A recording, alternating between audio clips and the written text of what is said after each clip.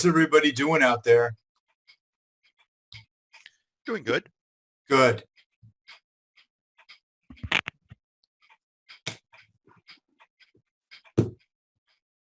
Hey Rick, I had a question. Yes. Are we gonna be doing any grafting with succulents or like a little lecture? That's a good question. You know, we hadn't planned on doing any grafting with succulents.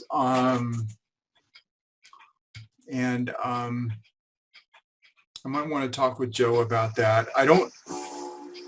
There's so many great ways to propagate succulents that, you know, the grafting, you know, are more novelty things. You know, like those cactus that you see that have the little red guy sitting on top of the green guy. You guys know which one I'm talking about. Those are really cool. Those are cool, yes.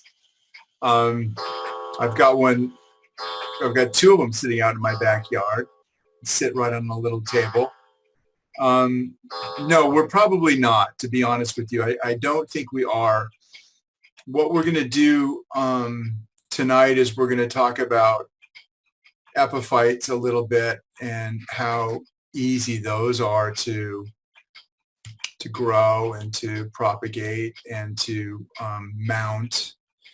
And then next week we're going to talk about tissue culture. So we'll have a lecture on tissue culture, but I'm also going to be kind of cleaning house. In other words, I'm going to be taking lots of hopefully short and not boring videos of your projects and where they're at and how they look and whether they're successful or not.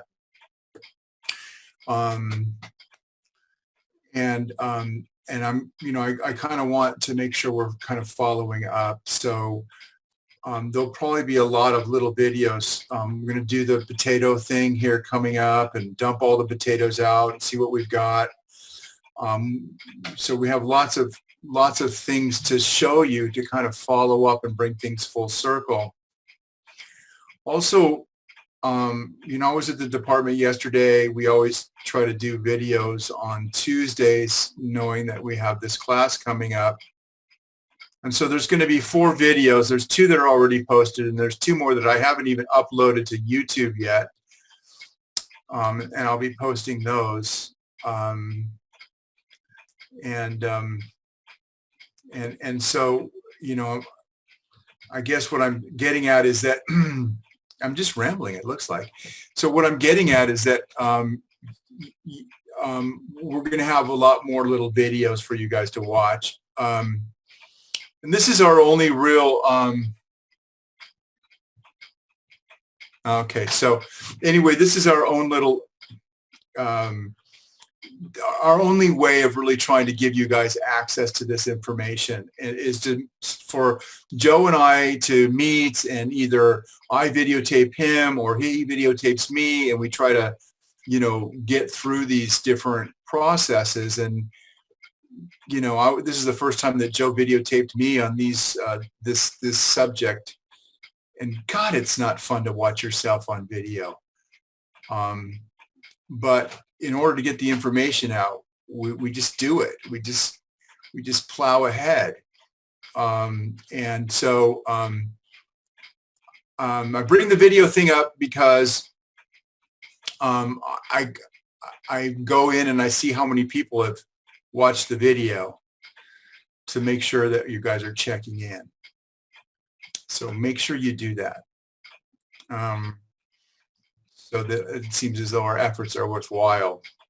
They might be a little dry, they might be a little boring, but if you watch all 4 videos that I've posted, or I will be posting the last 2, the last one you get to see me smash my finger. It's quite exciting. And then you see me try to compose myself. That's worth 4 minutes, right? To see that. So anyway, so I've also just figured out how to download our lectures so that you can have access to those. So I'm going to try to get those loaded up as well. So there's lots to do here. I'll probably start figuring out this virtual teaching thing, or at least get semi-proficient at it by the time class is over. Anyway, does anybody have any questions right out of the box here about anything before I start talking about this stuff? Do you have any questions? I have a question. Yes. So I started propagating the succulents and the sansevieria. I have it in a spot that gets sun in the morning, but then the rest of the time it's shaded. Should it have no sun at all, or? It should have, for the first, until it starts to actually take hold, it should have bright light but no direct sun. Okay, so someplace there where the sun really never beats on it, but it's bright. Okay. That's for the first. Once it starts to grow, then you can move it into a morning sun, and it'll be happy there from that point on. Okay, I'll move it to the shade then. Yeah.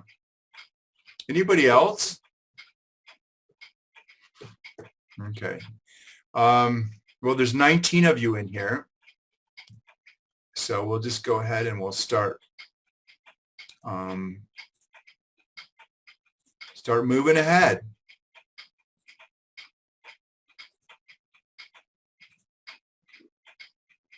Okay.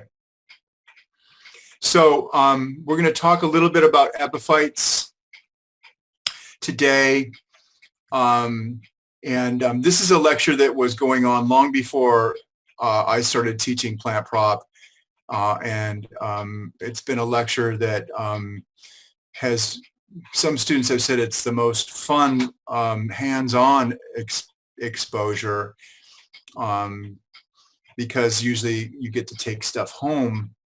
Of course, you get to take stuff home typically every week when you don't have to do a virtual thing. So you guys are definitely missing out, and I feel bad about that. But anyway, we'll talk a little bit at the end about how we can get some of these plants to you. Okay. So we all probably, hopefully, know what an epiphyte is. An epiphyte is a plant that lives in or on another plant, and it relies on its roots to kind of hold it there, but it doesn't usually have much soil, if any at all. And so it's usually collecting things that are in here or leaf litter to create its own semi-soil environment. There's lots of epiphytes out there. In fact, if you were to go to the rainforest, you would say that probably above ground, up in the trees, in many cases, there's more diversity of plants above ground than on the ground. So it's a common thing. Epiphytes have varying degrees of need for humidity. So some require humidity for it to happen, some not so much. So we'll show you just a couple examples of these. So there's 24,000 species of flowering plants, including many bromeliads. These are orchids. Most are orchids and tillandsias. So we'll show you some Spanish moss. Of the epiphytes, 2,800 species of ferns. 1/3 of all ferns are epiphytes. So 1/3 of all ferns live up in the air, which is interesting. And then there's some club mosses. There's 190 species of club moss that are epiphytes. When we're talking about the epiphytic ecosystem, they're not terrestrial for sure. They have a host plant that they live on, usually a preferred host based on, the bark, the positioning and level in a rainforest, how high up it is. That's part of the process, how much rainfall it's guaranteed having in its location. The epiphyte, though, doesn't, it's not like a parasite. It does not harm its parent plant or its host plant. And in some cases, I don't know if does it say that here, in some cases it actually improves the environment around the environment around its host. So there's almost a symbiotic thing. It's not technically symbiotic, but in many cases, if you were to kind of drive in a little closer to what epiphytes are, and where they live. They definitely enhance the overall canopy ecosystem by creating more humidity, by creating places where other animals can live.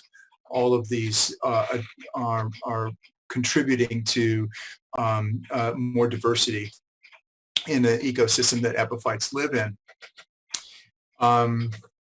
So when we're thinking about the three main types of epiphytes, we're talking about bromeliads. And, there's terrestrial bromeliads and epiphytic bromeliads. Bromeliads are become common in our world because they're quite easy to propagate, but they're used as interior plant color. So if you've got an interior pot and you're arranging it for an interior space, a lot of times our interior plants are dark green and there's not a lot of color variation. And so a little splash of color, the bromeliads are used for that, both because in many cases they have very colorful leaves, but more often it's because their flower spike is usually pretty amazing. It's usually quite bright and it's long lasting. So bromeliad flowers can last for months at a time. So we see the epiphytes in that environment in our urban setting.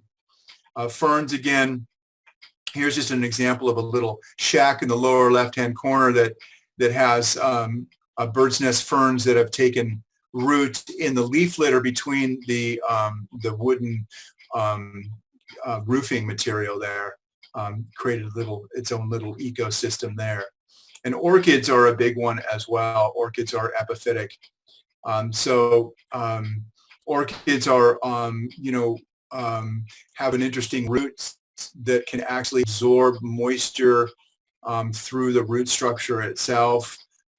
So it can catch some moisture, but it can also absorb moisture through its roots, its little white roots.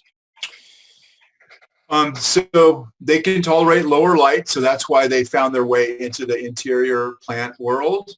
They adhere to other plants, but don't damage their host. They don't usually create any kind of marking or rot or anything like that. The epiphytic environment that the plant lives in and creates itself is always pretty fast draining, so it doesn't hold on to a big pool of water and cause that to rot a tree trunk or a tree branch. It relies on capturing leaf litter and water. So some of their leaves are shaped like troughs. You can see that even in this picture, like a big tongue that's going to be a trough. It's going to lead any water that falls on it right to the center point where the water is used the most. So those are kind of common characteristics within the epiphytes. This happens to be an epiphyte that is pretty easy to grow. It's called Tillandsia. This is sometimes referred to as Spanish moss. If you go into the southern United States, you see this just draping off of oak trees and all over the place in the South, in Georgia and South Carolina and parts of Florida. This stuff is almost a nuisance. It's so abundant. But here in Southern California, it's not common, but it can be woven into your little backyard oases. It's a pretty cool plant. This happens to be one that I have hanging draped over a ficus branch. And this is a picture that I took last summer as I was strolling through my yard. I noticed something bright, and in amongst that kind of silvery, fuzzy, grouping of plant material, and I realized that it was flowering. And so I went about trying to capture some of those flowers, because you don't see them that often in Spanish moss. But this is something that if you have a yard that's kind of protected, it's got bright light but not a lot of direct sun, you can hang it up in trees, you can hang it from various things in your garden. And then all I do is once a week I just water it with a hose just once a week. That's all I do. And it seems to be, I soak it when I do water it, but that's all I do. Here's the flower of the tillandsia. So tillandsia, the Spanish moths, are flowering plants. It's just that we don't see their flowers too often. This was in June that I saw this, and I had this clump of Spanish moss hanging in my yard for a few years and hadn't seen it before. It just so happened it had to kind of establish itself and get to a certain size, and then I saw these flowers, and I set about taking lots of pictures of them. So I just have a couple here, but pretty cute little flowers on these guys.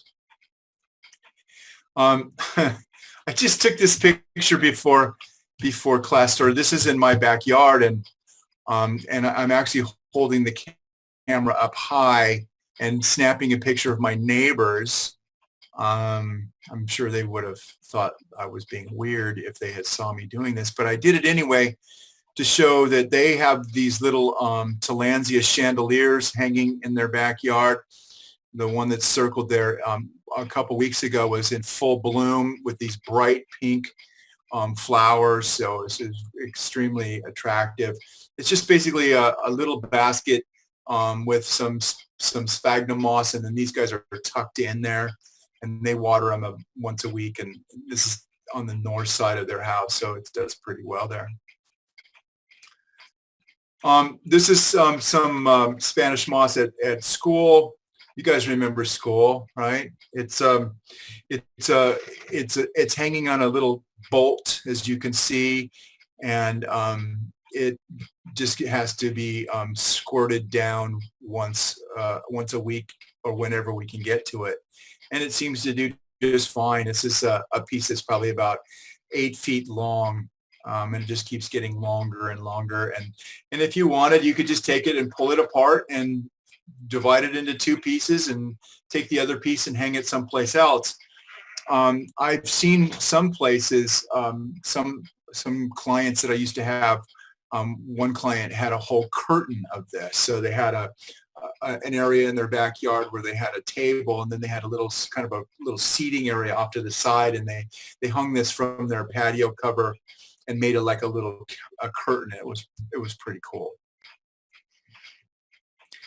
So what we're going to talk about is staghorn ferns, and the reason that I enjoyed this lecture probably, or this topic, more than most, or at least it comes to me easily, is that we all can think back, especially you guys that are horticulture students, you can think back on your first little light bulb that went off, or your first little experience with growing plants. Maybe it was sharing something with your like me. I had some good memories of working in the garden with my grandfather, and all kinds of stories that I could tell.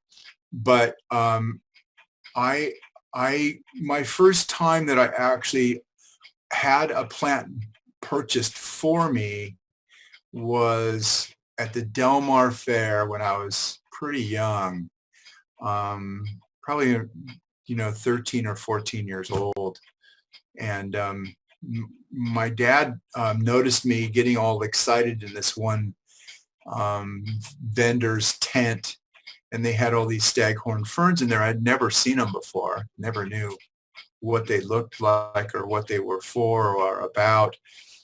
And so my dad bought me a staghorn fern. It was in a little 3-inch pot. I'll show it to you in a couple of minutes here, but it's pretty big now. I've had it for over 40 years. And that's kind of the cool thing about staghorns. There's some plants that you have, that you keep, that follow you around throughout your life. Wherever you happen to move, you take it along with you. And so I have a huge staghorn fern collection, and so it started when I was pretty young. So staghorn ferns can be grown 2 different ways. You can grow them using spores, and staghorns have 2 different parts. So the staghorn fern that you're seeing on the left is a superbum, and Platycerium superbum, and it's one of the largest of the staghorn ferns. And you can see that it has two different types of fronds. It's got the shield fronds, which create that kind of overhanging umbrella, and then it has what we would call fertile fronds, which are the ones that are kind of draping down underneath, and these are the ones that hold the spores. You can propagate staghorn ferns by scraping those spores and creating an environment for them, but it takes a long time. It can take 4 to 6 months to get something that looks like that middle top picture, those little tiny plantlets that are starting along that surface. So it takes a long time, and it can be done, and it can be done successfully. We've done it a few times at school, but it takes so long that students don't ever get to see it from beginning to end. And so we've chosen to show the vegetative pulling apart and propagating the pups by division. So in this picture, we see a couple different types and different mountings. Staghorn ferns, since they're epiphytes, can grow on just about anything, pieces of bark, old driftwood. You can make it something that's kind of formal. The way that I think about staghorn ferns is that they are typically grown on a wall or a flat surface at home, and they're kind of like artwork. So you can put them in a frame or in a box, and you can grow them, and they can be something that's at eye level that you appreciate as outdoor artwork as time goes by. So it all depends upon what you want to do. The picture on the left, you can see that they have a post that's covered with sphagnum moss, and they have different types of tillandsias in that post, kind of hooked in there, all for sale. So those are multiple types of epiphytes. In the world of staghorn ferns, there's 18 species of staghorn ferns, and there's only a few that we can grow in our environment in Southern California. And those are the ones that I have highlighted in red. The one that we usually propagate in class is Platycerium bifurcatum, and that has 5 cultivars. And so I have each of these kinds of plants at home, but I only have the ones that are in red. The other ones need to have a tropical greenhouse with high humidity to grow easily. So here's Platycerium superbum. Here's Platycerium ridleyi. This is from Borneo, Malaya, and Sumatra.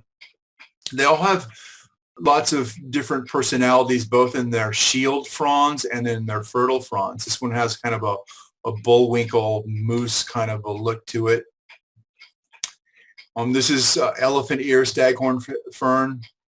This is Platycerium elephantosus, and you can see why it's called the elephant ear staghorn fern, because of its big ears that look like an African elephant's ears. Pretty interesting. So when we talk about staghorn ferns, there's parts obviously that we want to be aware of. There's a shield frond, and usually staghorns can send out 1 or 2 sets of shield fronds a year. So the shield fronds are these big plate-like structures that kind of reach out and cover most of the staghorn fern itself. And then you have a fertile frond, and the fertile fronds are the ones that usually hang out away from the center of the plant, and usually, are acting like water catchers, and they do a lot of photosynthesis, and they also produce the spores that you can use later.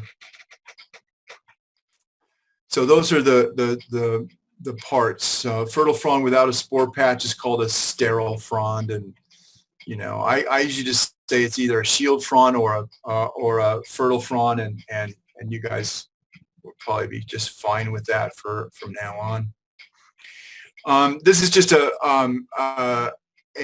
something I found from a botanist that I read his stuff an awful lot. He's showing these different types or these different parts to the staghorn, the shield frond again, the big plate-like thing that surrounds it, the bud, which is basically kind of like the rhizome. The bud arises from the rhizome, which is like an internal growth point on the staghorn. And then you can see the fertile fronds, the sterile fronds that don't have spores on them, the spore patch, and then the roots are sometimes harder to find. You have to peel it back and disturb the plant usually in order to see its roots, and so we don't usually see them, but they usually are pretty shallow and are held pretty tightly to the inside of that shield. They also make little pups. Different types of staghorn ferns make pups. Some never do, and some make pups all the time. If they make pups, then they're a prime candidate for division, and that's what we would be showing you guys in our videos and stuff, this division of staghorn ferns. So these are just some pictures I took out in my backyard. You can see on the upper left-hand corner, that's the bud coming from the rhizome. You can see on the right-hand side, there's the rhizome is there, and then there's a brand new little frond arising from that rhizome. And you can see in the lower left-hand corner, another fertile frond emerging from that point. And then you can see a little tiny shield frond expanding across. So this usually happens, we usually start seeing shield fronds moving across when it starts to cool off, usually in the late summer into fall. That's when we start seeing the expansion of shield fronds in our area, because there's more moisture and they don't have to spend so much energy keeping themselves moist, and so they can expend more energy pushing out a shield frond. So this one, even though there's a lot there, it's usually staghorn ferns look more interesting when they are kind of single, or maybe there's two or three and they're kind of expanding. You can see where they all originate. But for me, what happens is that I have so many staghorn ferns at home that all I can do is basically put them on bigger boards and maybe divide them up once every 10 or 15 years and put them on more boards. But I've perfected this process over the years, and so that's what we do in class is try to send everybody home with one of these things. So what I make is a board with cedar planks and redwood 2x2s to join those planks together, and I've learned this over time. So here's some more of mine they're all on a north-facing wall. So I am facing, as I take this picture, I'm facing south, and there's a block wall, and you can see that I've got them hanging on the north side of the wall, and they get a good amount of sun, but it's important to realize that in my backyard anyway, the whole backyard is covered with a Torrey pine, so it's got this kind of overhead protection from full sun. So all of these guys across these three here all originated from one plant that I had when I was younger, and they've just been carrying on. And so this is a testament to how easy they are to grow, and how I'm always been able to keep plants just barely alive. So I mean, this is a perfect plant for you if you want to plant, but you don't want to have to fuss with it too much. This is a perfect plant for that. What kills staghorn ferns? Too much care. And so it's perfect for me. This is the one that my dad gave me when I was younger. This is a Platycerium grande. This is about well, that square it's mounted on is about 5 feet across, and so this is a pretty big staghorn now. Now this is one of the 2 types of staghorns that we can grow here that it has one growth point and it just gets bigger in place.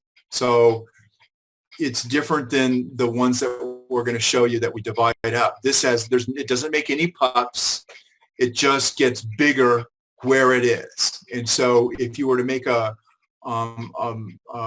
mounting board for this, you would make one that allowed it to be right dead center, where when it gets bigger, it'll still be mounted the way it should be mounted. So it just keeps on sending out more fertile fronds and more shield fronds from that one central point. It just gets bigger and bigger as time goes by. So this one's about 45 years old. Here it is again. This is its 3rd mounting board, by the way, in 45 years. I've only mounted it. This is the 3rd time I mounted it, and that was about 5 years ago. And so again, not a lot of work, and so it's kind of cool that way. Here's another one that I have. This is Platycerium superbum. The one on the right is the same one as the one on the left. The one on the right, it's 4 years old. The one on the left is what it looks like 2 years later.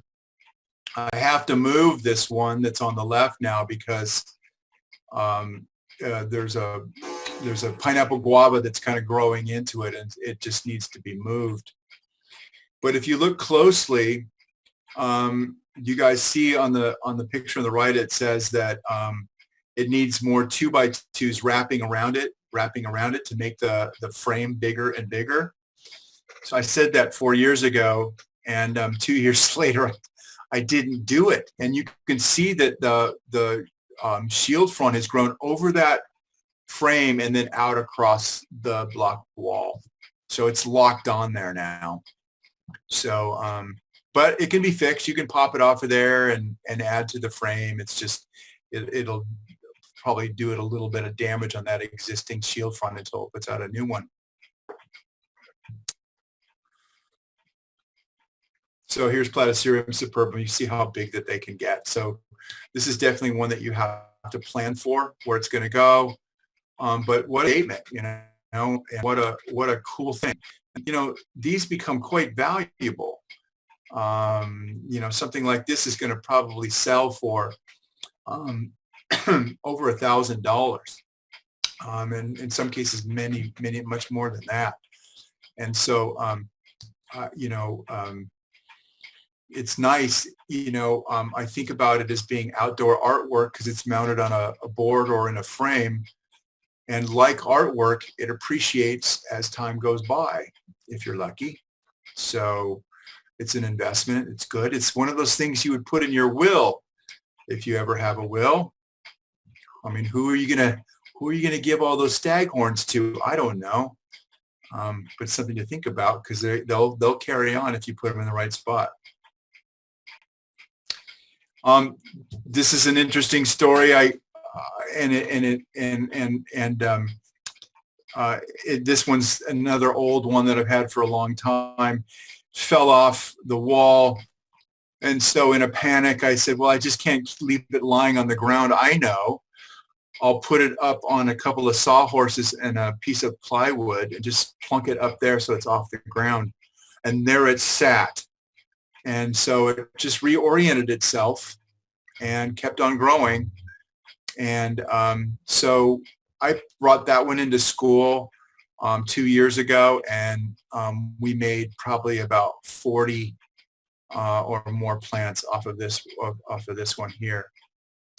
So this is again one that came from one of my original staghorns. When you mount these things, you know, this is a 4-foot square mounting board, and you can see that those are U-hooks that I put on the top. You know, if you mount it on this configuration that I have here, I usually either have a 2-plank, 3-plank, 4-plank, or 5-plank mounting board, and that's 1x8 cedar fencing, and then 2x2 redwood pieces behind it. That'll last for decades. So those things will last a long time on that. So here I put 3 on one board, and those will fill up obviously, but you can see that it's more interesting to look at a colony if you can see the individuals, as opposed to the previous pictures where I showed you this big mass of them on one big board. Here's 3 on one board again. Here's some of the ones that I took apart and mounted as individuals. So location, location, location. This is on the north facing wall, the large canopy tree overhead.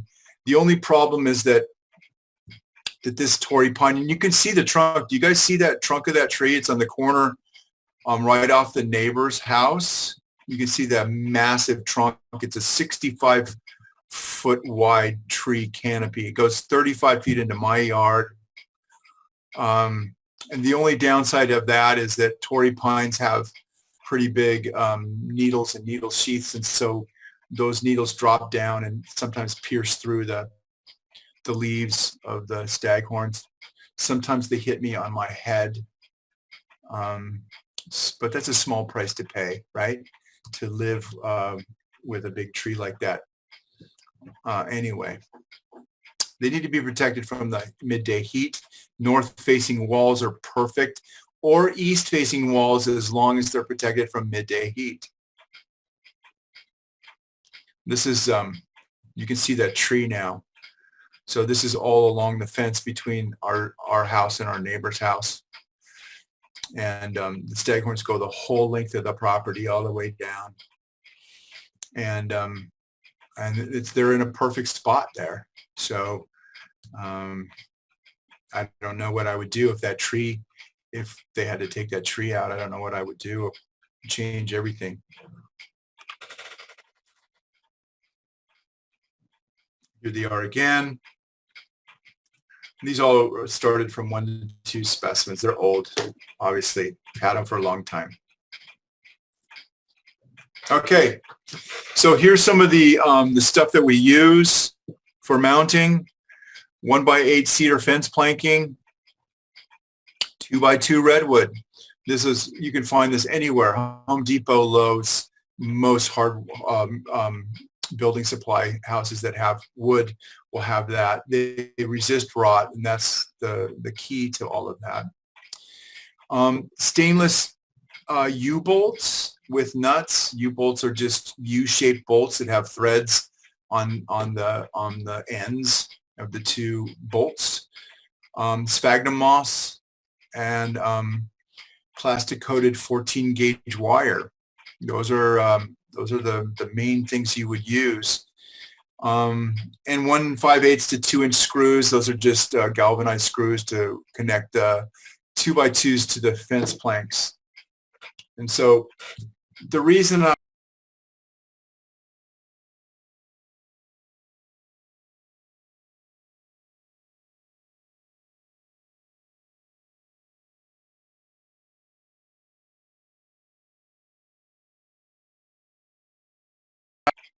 you know, I had these things mounted, all covered up with chicken wire, let it grow over the chicken wire. I've had them in all different types, and usually what happens is some component of the mounting board, whether it's the nail or the wire or the whatever it's lashed onto, some component of the mounting board breaks, and then everything comes crashing down, and then it forces the issue. You have to do something. So this is my you know, solution, having grown these things for most of my life.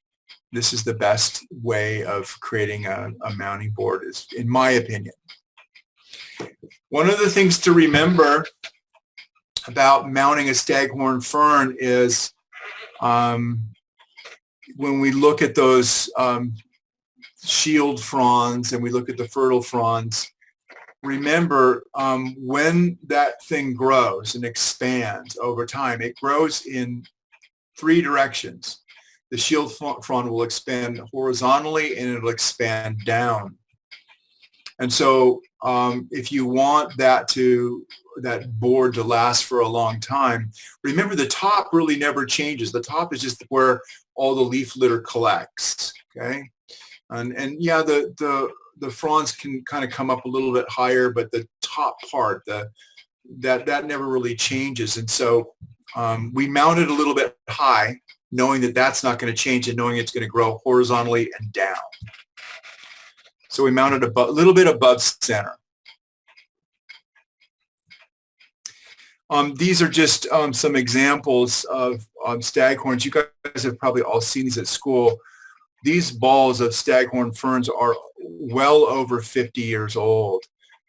Some of them were there and were quite large when I was a student a long time ago, and they're still growing and they're still doing just fine.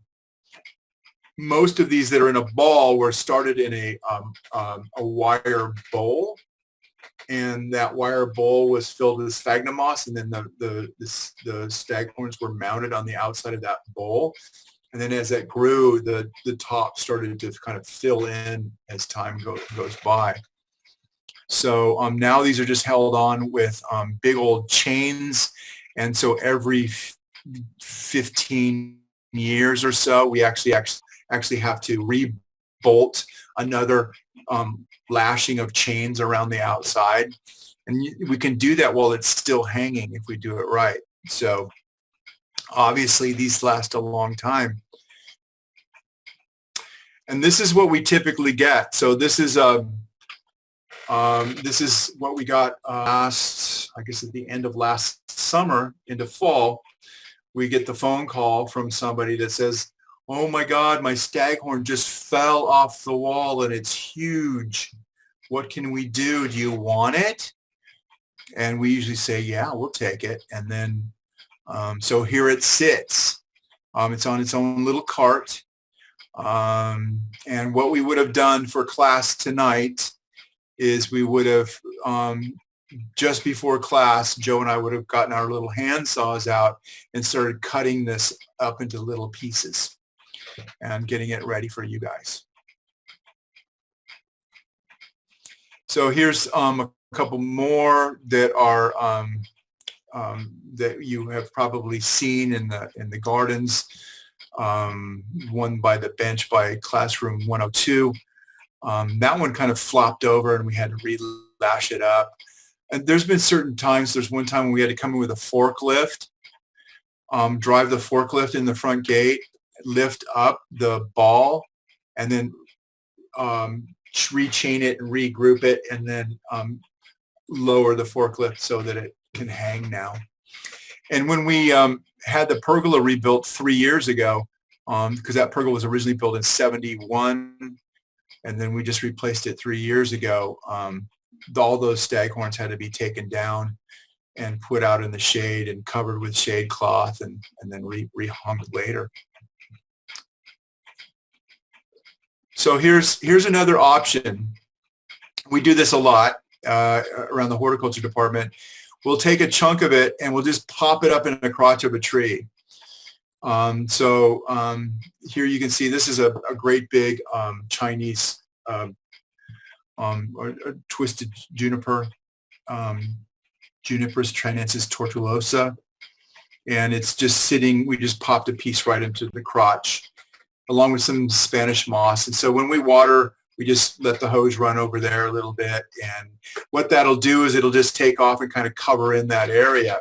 And so you can throw these up into the crotches of trees. It won't hurt the tree, and they'll live up there for decades without being bothered.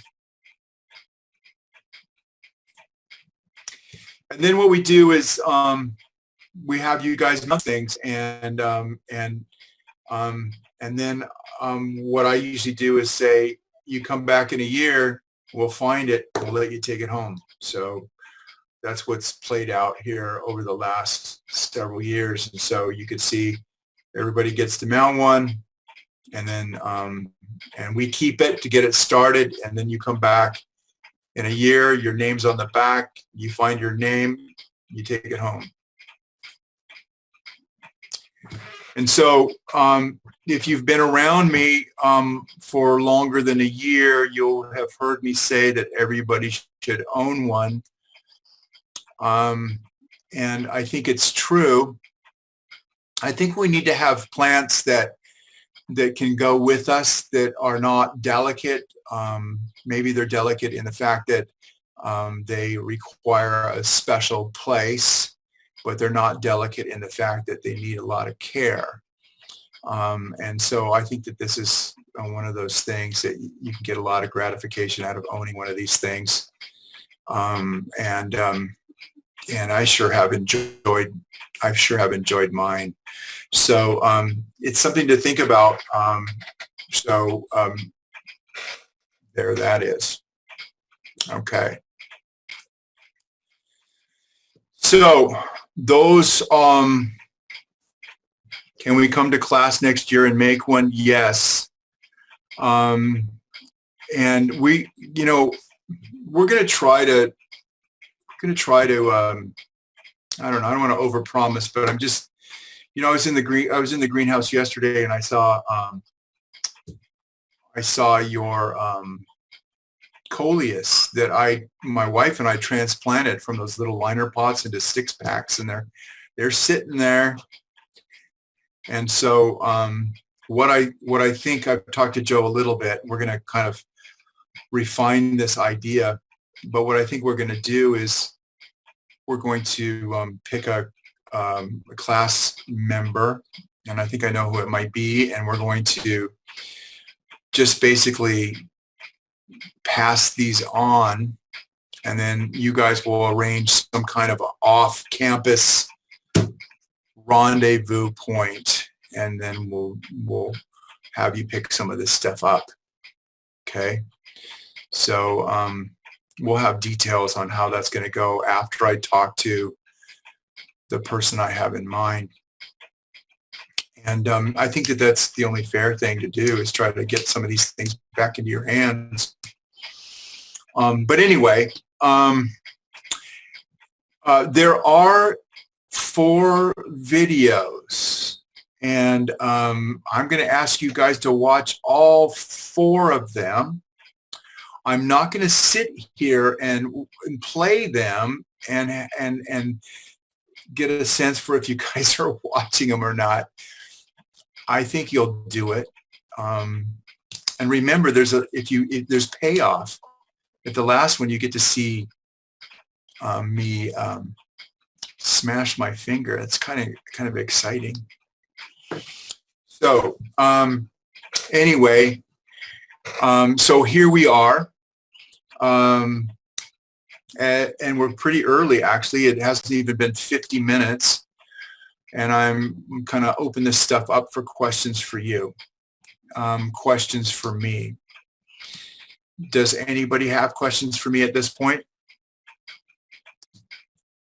No, but thank you, Rick. Okay. So anyway, what else was I thinking about here? I have a question. Yes. So I bought a staghorn fern, but it doesn't look like it has the shield frond. It looks like it's just the fertile ones because it's in soil. Is that different? Yeah, it wants to be out of that soil eventually, so it does want to be mounted for sure, since they're naturally epiphytic. Usually they sell them in little pots with really fast draining kind of peaty mix, and they will hang out there for a while. In fact, we have one that I brought into the classroom for the videos yesterday that was really, really happy. It had fallen off the tabletop and was just sitting on the ground, but it was getting lots of moisture. It was getting plenty of sunshine where it was sitting, and it was hanging out there and doing fine. But eventually you'll want to make the big move and say, all right, I'm gonna set you up for for having your own little domain. So that's So why. will it grow a shield then? Or? Yeah. So let me get back to I wandered a little bit. So the shield frond usually establishes itself when the plant is happy. Okay. So what usually that means is if you mount it, sometimes that's the first time you'll see a shield frond is if you mount it, because it's in the right angle, it's got the right sunlight, and then when it starts to cool off at the end of summer, it'll send out its first shield frond. And that's usually a monumentous day. If you see a staghorn that doesn't have a shield frond that's a little bit older, it's usually because it's being overwatered. So, we have to be careful. So when we talk about caring for a staghorn fern, this is what I do. In the summertime, I have a hose. I go around and water all my stuff. It takes me an hour and a half to do all of it. But I water my staghorns, and it's got a shower nozzle on it. And I just soak it. I soak the board, I soak the wall, I soak the staghorn, and then I leave it alone for a week. Don't touch it for a week, all through the summer. So once a week in the summer. In the wintertime, from about October through March, it's once every 2 weeks. You can go a month without any it depends on the rainfall, of course. But, most people love these things to death. And so I am always a big fan of plants that thrive in the right amount of neglect and care. And these are one of those. So infrequent watering and a soak when you do water it is the key. Okay. I hope I answered your question. Yes. Thank you. Okay. Sure. Anybody else have a question for me? Come on. Okay. Has it been a long week? Rick, I have a question. Oh, yes. Sorry, whoever that was. So every time I come on here, I never hear if anybody has asked this question, but at the end of the semester, what exactly are we turning into you? Okay. That's a great question. There's a few things that you guys should keep in mind. So you know what you were doing the first 8 weeks of class. In other words, we were on track. You were making notes. You were documenting everything that was done the first 8 weeks of class. So what we have tried to do since then is give you some sense of exposure to the next topic at hand. And there wasn't an activity that you could... We're not friends. Like, I'm not saying we're not friends, but we aren't friends. Who's not friends? Oh, is there a side conversation going on there? Anyway, there is. I'm sorry. Our roommate came out real quick. Oh, okay. So anyway,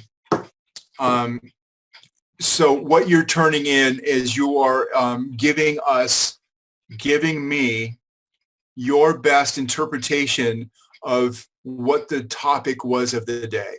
Okay. So you're not going to be able to show me consistency as regularly as you would have had you shown up to class, had a task sheet, gone out and seen all your stuff week after week after week. But I have tried to give you somewhat, some at least an occasional update of some of these things. Like these, when I was talking about next week, when I give you I'll be walking around and saying, this is your air layer, and taking a picture so you can see the tag, see that it's alive, and all of that. So we're going to do all of that so you have access. It's not going to be as much fun as it would be to go out and check it. It's going to be a little clunky, but there's not much else I can do. I also This class will have a take-home final that we'll be talking about next week. So you'll be turning in a final, you'll be turning in your journals. But this class has always been participation oriented. And so what kind of participation do we have? All we have are Zoom meetings. So how do I keep track of that? Well, I have to take roll, and when I take roll, I make a full report of who was there, how many minutes they were there, when they came, when they left. The only thing that I can't do is get inside your cameras and see what you guys are doing in there. So I just have to hope that you guys are, completely engaged in everything I'm saying. So that's what I'm saying. So what you're going to be turning into me, what exactly are you going to be turning into me? Every week had a topic. You're going to, if you don't have anything visual to report on, you're going to report on what you did get out of it. I went back and looked at some of our videos that Joe did on succulents, and 7 people watched, So we've got over 30 people in the class. So, those are videos, and those are part of your process. So, we go in and we go against the rules and regulations and make these videos to try to give you some sense of what we would be doing in class. So I'd want to follow up on that. Okay. Every week, a new topic, every week, a new page, every week, a new summary. Okay. Anybody else? Questions for me? I have another staghorn question. Okay. So I've noticed that a lot of people have been using them for interior plants. Is that like a bad thing?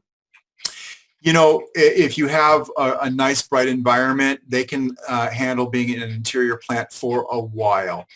But the problem with them in an interior situation is when you water them, they really want to be soaked. So that would mean you'd want to take them outside and really soak them, let them drain, then bring them back inside. And so that doesn't always work really well with a lot of our interior scenarios. So what probably they would do in a commercial situation is they would put them in there and leave them there until they started to kind of look bad, and then they would replace it with another one. I'm thinking that's probably what they do. Okay. Anybody else have questions for me? Hey, actually, I have a maidenhair question. Yes. For the maidenhair, every single time I get these new fronds on my maidenhair, the new ones suddenly will just die off, but the older ones stay pretty lush. So every single time I see a new one popping out, it'll be doing good for a while, but then it'll just turn brown and die. Where are you? What kind of light do you have for that? Right now I have this set up in a sunroom. Yeah. And the sunroom is let's see here. The sunroom is south facing. Mm. And so I tried to keep this towards the back of the room so it wouldn't get too much light. Right. That it will hamper it, but at the same time, I'm afraid that I'm not giving it enough light as well too. So it's kind of like a back and forth kind of thing. Right. Well, let me just tell you what my gut tells me, and I can't really be exactly sure because I don't know how much water it's got and all that and how bright it is. But what I can say from what you've described to me is maidenhair ferns do not really like hills and valleys, bright and warm, cool, and they like a lot of consistency. And so in a sunroom, whether we all know it or not, what could be happening is we're getting a lot of temperature variation and we're getting a lot of moisture variation as days go by. So I would think about trying to find a consistent location where it gets bright light, but there's not a lot of, it's not a lot of variance in its exposure to light, temperature, moisture, and all of that.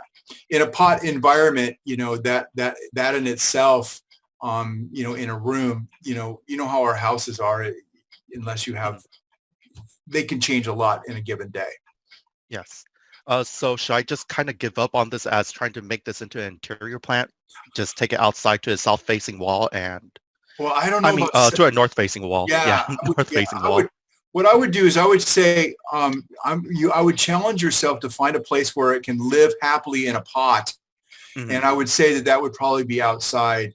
Growing it inside might be a little rough. I just think that there's just too much change in our rooms that we live in. Okay. Okay. All right. Anybody else? Anybody else have questions for me? Okay. Well, so go watch those videos. Listen, if it's painful for me to make them and watch myself on video, God, I can't think of anything more awful than to see myself on video. It's just, God, what you guys have to go through every day in class. It's not pretty, that's for sure. Anyway, but do it for me, and go in and watch those things. Watch all 4. So when I go into YouTube and check on it, it's, you all have watched it. And then hopefully it would be thorough and clear enough for you that you would feel confident to be able to go out and try it yourself. And nothing would make me happier than for you to tell me how you did that, or that it was successful. Okay. Hey, Rick, I think I missed that part. Can you explain that again? What part? you're talking about? What part? What you're just talking about? I came in a little bit late into the mix. Okay. So what was I talking about? That first, well, I was answering Steve's question about a maidenhair fern. But I also said that there are 4 videos attached to this subject today that I want you guys to watch.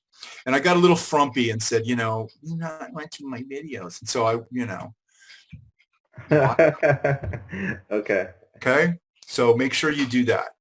For So me. are they on the module or what? Well, 2 of them are. One and the other 2 have to be uploaded to YouTube and then put on the module. And you know, I've given up on trying to edit because this is the time. It takes so much time, and so, you know, if there are parts of it that I don't like, I just have to live with it, throw it up there. That's the way it is. That's what it's like when you guys are in class. You have to hear me go off on tangents and all that stuff. So anyway, so that's the subject at hand today. Next week, it's going to be we're talking about tissue culture, and then we're going to have a lot of house cleaning type of little videos on your experiments that are still there. And then in the meantime, this week, we're going to talk we're going to make arrangements on how to get some of these plants off to you. Okay.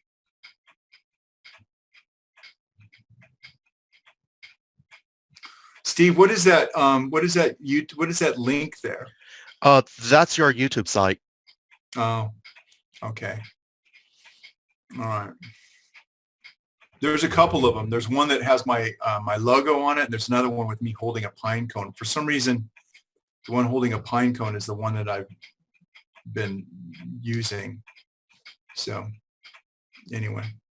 Hey, Rick, Right. what's the attendance grading formality? What's going on? Well, I'm legally required to take attendance, and that's just the way it is. And so the Zoom, you go into Zoom, you make a report. It talks about, it tells exactly when everybody came in and when everybody left. And so, you know, the way I think about it is, you know, if you guys were coming to class, would you be strolling in a half hour late?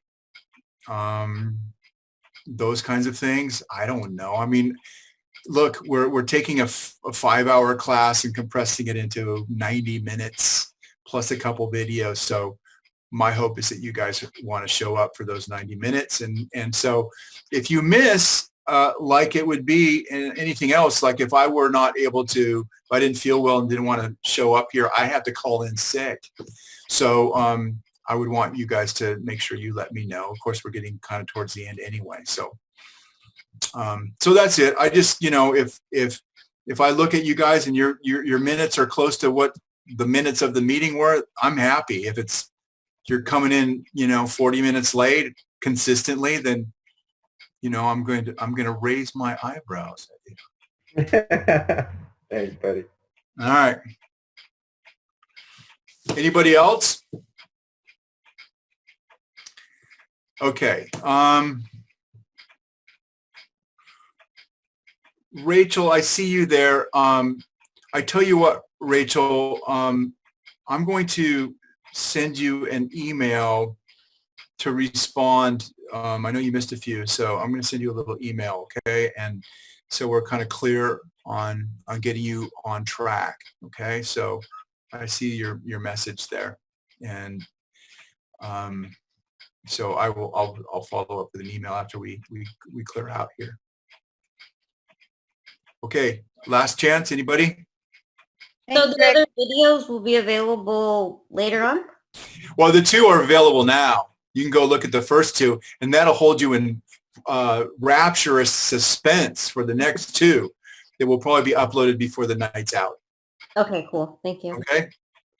All right. All right, you guys. We'll see you soon. And keep on the good fight with this staying at home and all of those things. My hope is that things will be back to normal in the fall. We're actually having to make 3 separate schedules. One for like we're all fully back to normal. One for distancing, where we reduce class size and we all spread out and all of that. And the third one is for continuing with what we're doing right now, which would really chap my hide if we had to do that again. But whatever, we'll just do what we're supposed to do. And so I'll let you know. I'm sure by the last class period, I will know what's happening in the fall and give you some heads up. Okay.